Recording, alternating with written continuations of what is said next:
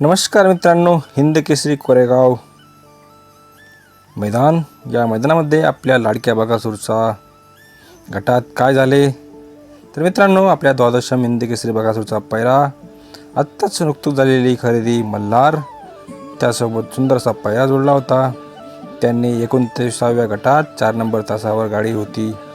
सुंदर अशी सुट्टी मोलशेट धुमाळ यांनी केली, पण देवाला आपल्या लाडक्या बकासूरला कोणाची नजर लागली काय झाले तर 5 ते 10 सेकंद सरळ पळणारी गाडी अचानक फॉल झाली।